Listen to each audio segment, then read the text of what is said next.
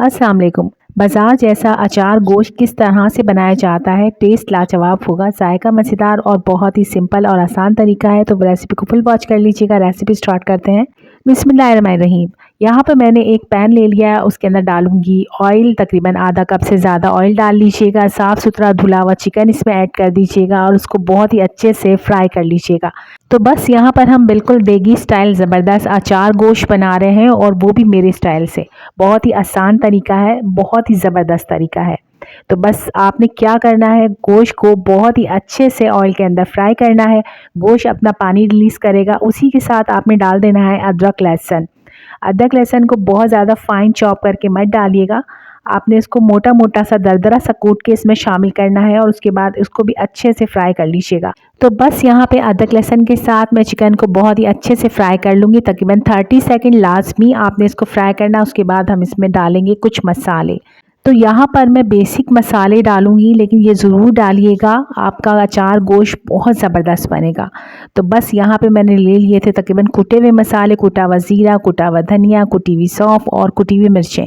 Test को बहुत ही ज़बरदस्त बनाने के लिए हमने 2 चम्मच के बराबर इसमें डाला है अचार गोश्त का मसाला। थोड़ा सा नमक ऐड कर दीजिए और मिक्स कर दीजिए। इसके अंदर बेसिक मसाले जा चुके हैं, आपने अच्छे से इसकी भुनाई कर लेनी है। अच्छी सी भुनाई करने के बाद हम इसके अंदर डालेंगे, यहाँ पर मैंने 2 से 3 टमाटरों को छिलका रिमूव करने के बाद मोटा मोटा सा पीस लिया था, इसमें शामिल कर देंगे। टमाटर डालने के बाद भी आपने इसको अच्छा सा मिक्स देना है, और हम अब इसको कवर कर देंगे। हमने इसके अंदर पानी बिल्कुल भी नहीं डालना है। मसाले के साथ ही चिकन बहुत ही अच्छे से सॉफ्ट हो जाती है। तो बस हमने इसमें टमाटर डाले हैं, अच्छा सा मिक्स दिया है, और उसको कवर कर दीजिए।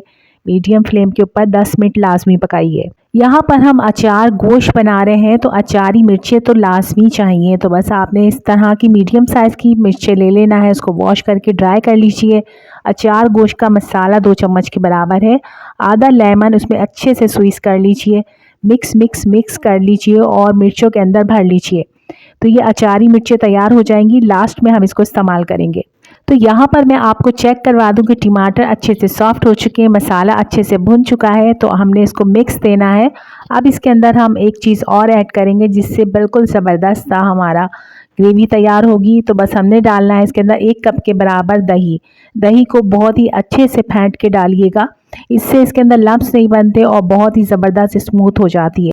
सालन में डालने के बाद बिल्कुल भी नहीं फटती। तो बस इस तरीके से आपने दही को ऐड करना है, इसको अच्छा सा मिक्स देना है।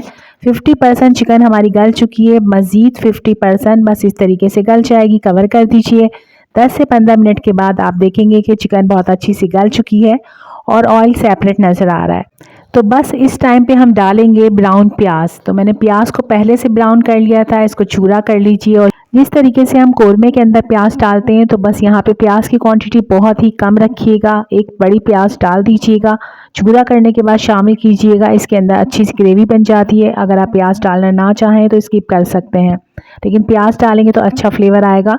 लास्ट के अंदर आपने डालना है इसके अंदर हरी मिर्चें, जो कि हमने अभी अचारी मसाले के साथ भरी थी, और इसको कवर कर दीजिएंगे 5 मिनट के लिए।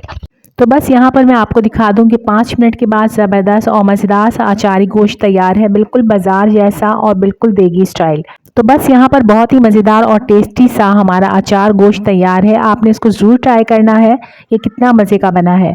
यकीन करें, ये वाकई में बहुत ही टेस्टी और मज़ेदार बना था। आप रमज़ान में बना सकते हैं, सहरी के अंदर बना सकते हैं, क्योंकि ये बनता बहुत टेस्टी और मज़ेदार है। यहाँ पर मैं आपको दिखा दूँ, खुशबू, जायका, रंग तीनों ही लाजवाब हैं, खाने में जायकेदार और मज़ेदार है। आपने इस रेसिपी को ज़रूर ट्राई करना है, अपना फीडबैक ज़रूर देना है। मज़ेदार से अचार गोश्त को आप रोटी, नान, चपाती के साथ इंजॉय कर सकते हैं। बहुत टेस्टी और मज़ेदार लगता है। बाहर के खाने को भूल जाएंगे जब इसका जायका चख लेंगे। रेसिपी इस टाइम पे अच्छी लगी तो प्लीज़ चैनल को जल्दी से सब्सक्राइब कर लीजिए, लाइक और शेयर भी क्या करें। मिलते हैं नेक्स्ट व्लॉग में, इजाज़त दीजिए। अल्लाह हाफिज़।